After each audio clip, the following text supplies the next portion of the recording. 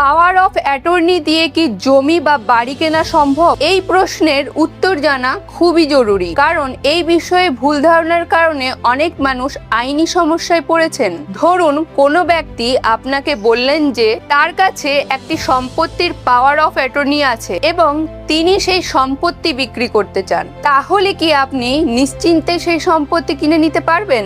আইন বলছে শুধু পাওয়ার অফ অ্যাটর্নি থাকলেই সম্পত্তির মালিকানা হস্তান্তর হয় না। পাওয়ার অফ অ্যাটর্নি মূলত একজন ব্যক্তিকে অন্য কারোর পক্ষ থেকে কাজ করার ক্ষমতা দেয়, কিন্তু এটি কোনোভাবেই মালিকানার দলিল নয়। সুপ্রিম কোর্টও স্পষ্ট করেছে যে power of attorney agreement to sell বা উইলের মাধ্যমে সম্পত্তির বৈধ মালিকানা স্থানান্তর করা যায় না। মালিকানা পরিবর্তনের জন্য একটি বৈধ ও রেজিস্টার্ড সেল ডিড থাকা বাধ্যতামূলক। তবে যদি প্রকৃত মালিক কাউকে পাওয়ার অফ অ্যাটর্নি দিয়ে নিজের প্রতিনিধি হিসেবে নিযুক্ত করেন, তাহলে সেই ব্যক্তি মালিকের পক্ষ থেকে সেই সম্পত্তি বিক্রি করতে পারেন। কিন্তু সম্পত্তির মালিকানা তখনও সেল ডিডের মাধ্যমেই ক্রেতার কাছে যাবে। তাই কোনো বাড়ি বা জমি কেনার সময় শুধু পাওয়ার অফ অ্যাটর্নি দেখে সিদ্ধান্ত নেবেন না। সম্পত্তির রেজিস্টার্ড সেল ডিড এবং অন্যান্য আরো নথি ভালোভাবে যাচাই করুন, কারণ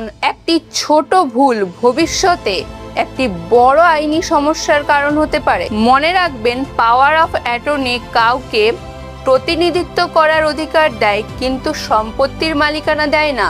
আর এই কারণেই সম্পত্তি কেনার আগে আইনের এই বিষয়টি জানা খুবই জরুরি।